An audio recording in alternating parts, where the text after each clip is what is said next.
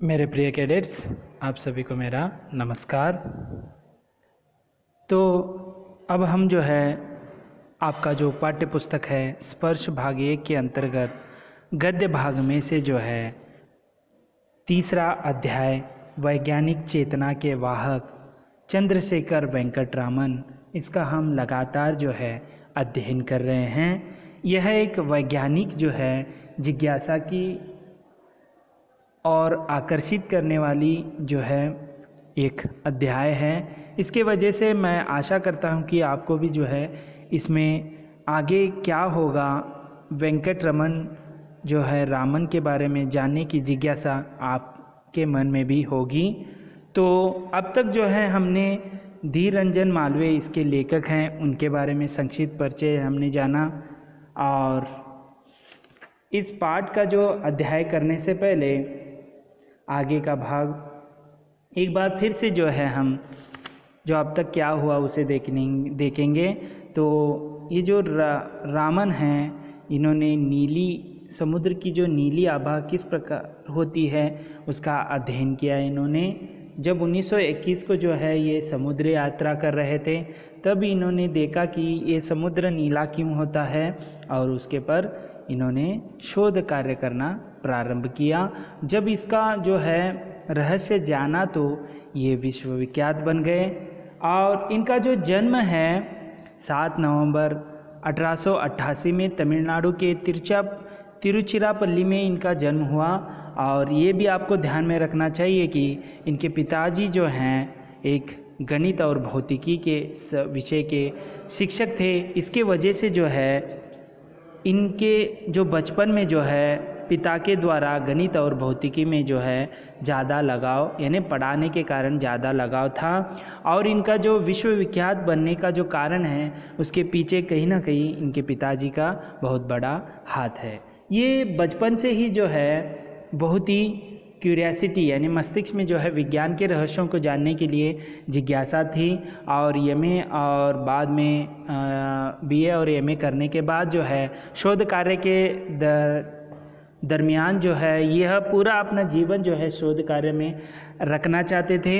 लेकिन जो है एक संप्रदाय के अनुसार जो हर एक प्रतिभावान छात्र जो है सरकार की नौकरी की ओर आकृष्ट होता है, आकर्षित होता है, उसी प्रकार इनको भी जो है सुयोग आया और इन्हें जो है भारत सरकार द्वारा वित्त विभाग में जो है अफसर के रूप में जो है कोलकाता में तैनात किया गया।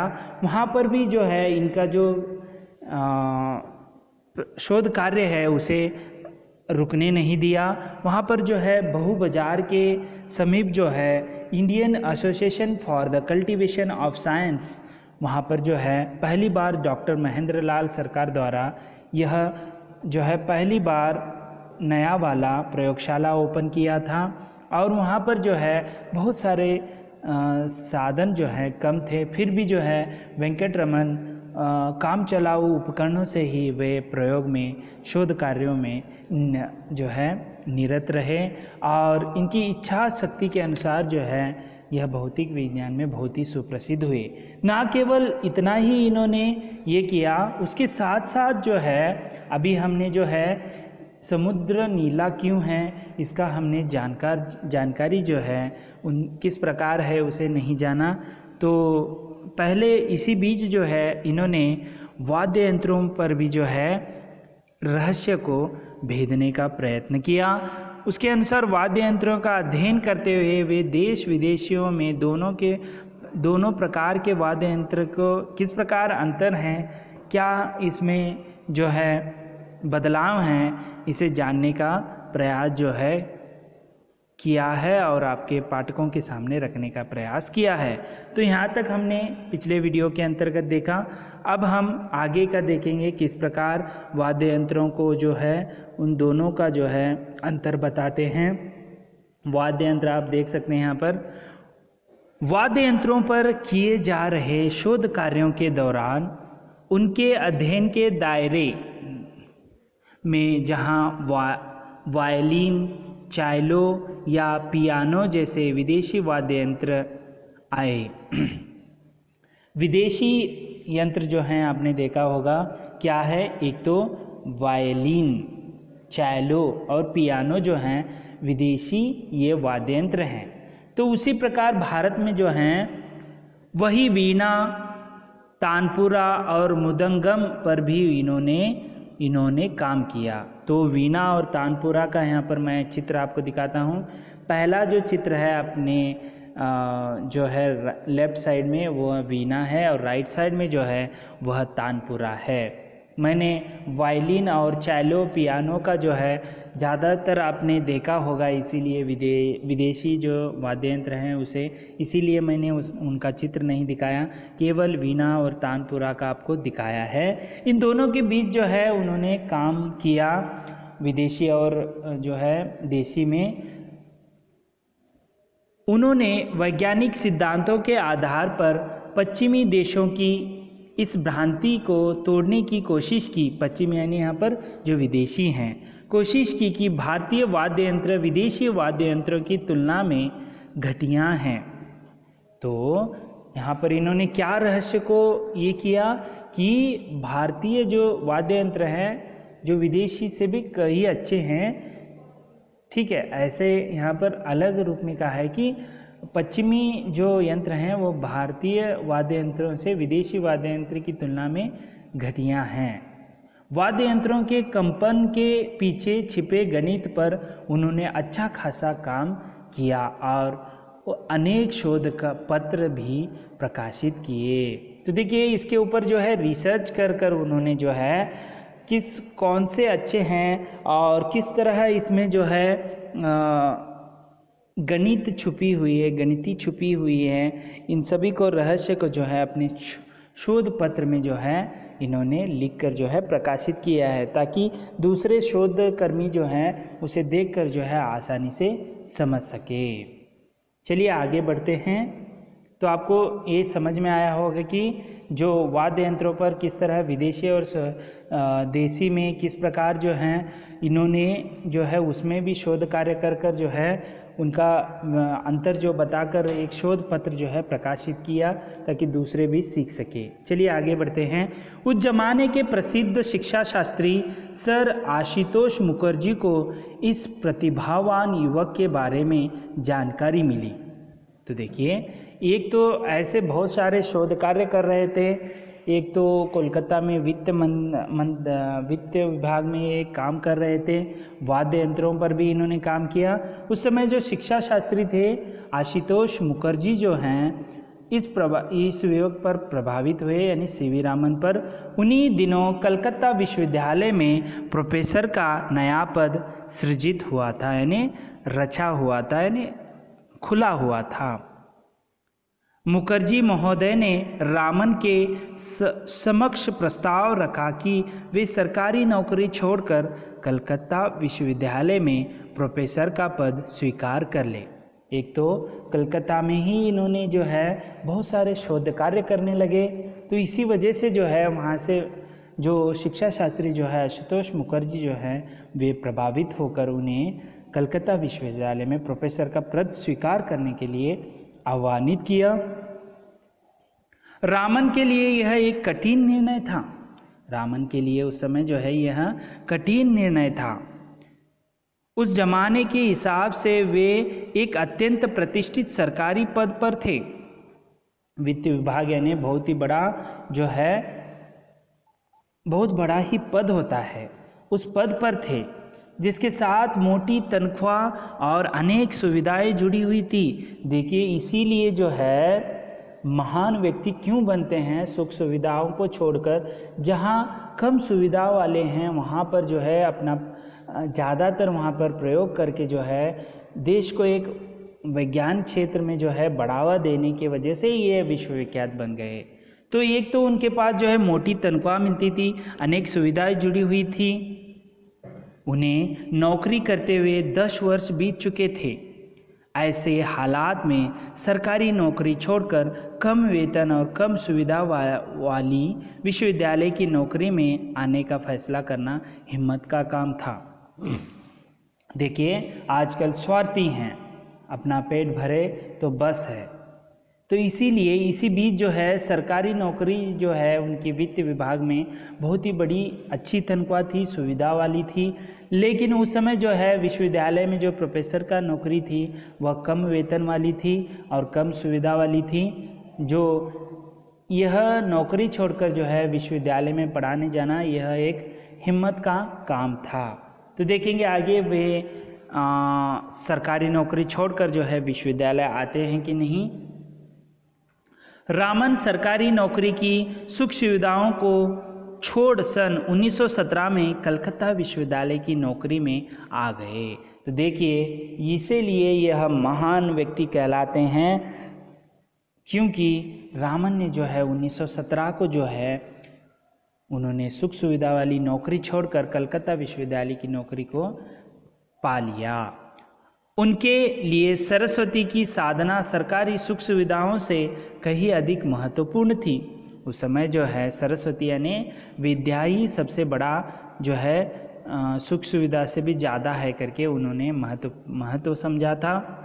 कलकत्ता विश्वविद्यालय के शैक्षणिक माहौल में वे अपना पूरा समय अध्ययन यानी वे खुद करना, अध्यापन यानी जो है वहाँ पर शोध कार्य करने वालों को या विद्यार्थियों को पढ़ाना और शोध में बिताने लगे। देखिए इनके लिए ये एक सटीक जो है पद था, वहाँ पर उनको बहुत सारा अध्ययन करने के लिए समय मिल रहा था, अध्ययन भी करते थे और अध्यापन यानी दूसरों को भी पढ़ाते थे, शोध में बिताने लगे।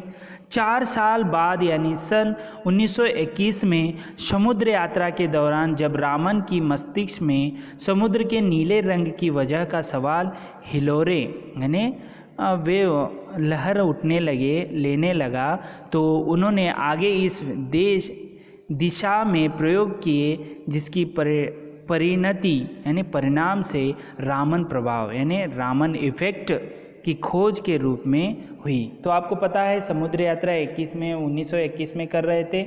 उस समय ये जो है कलकत्ता के विश्वविद्यालय में प्रोफेसर थे, तब उनको ये जिज्ञासा हुई कि ये नीला रंग क्यों होता है, और वहाँ पर उन्होंने बहुत सारे उसके ऊपर शोध कार्य प्रयोग किए।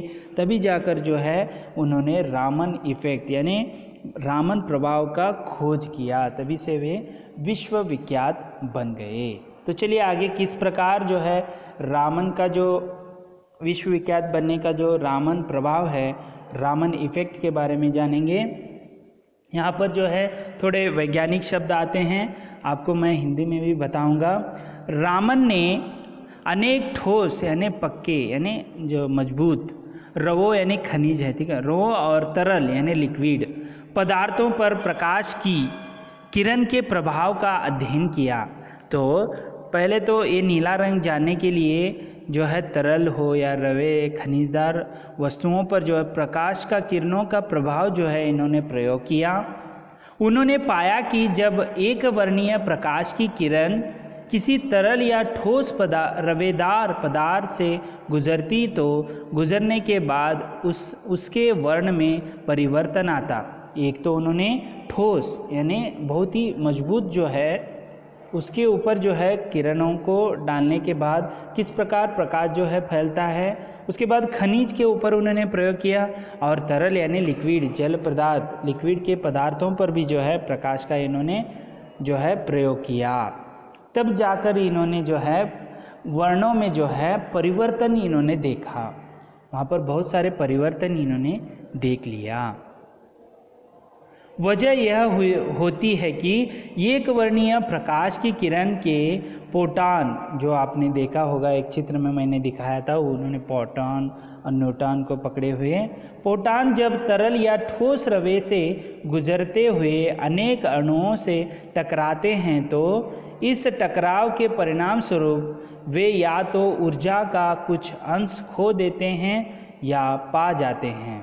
देखिए जब सूर्य की किरणें ठोस किरण हो या लिक्विड हो, उसके ऊपर जब देखिए एक बस और लारी के जैसे किरण को आप जो है कार समझिए और जो ठोस वस्तु हैं उसे बस समझिए, दोनों जब टकरा जाते हैं तो यहाँ पर एक्सीडेंट होता है, लेकिन यहाँ पर इन्होंने प्रकाश और ठोस या किसी चीज़ पर जो है उसे टकराव को देखे हैं। उस समय जो है बहुत सारे उसमें बदलाव आ जाते हैं, जो मजबूत है उसका जो है व्यापकता छा जाता है, यानी वही छा जाता है,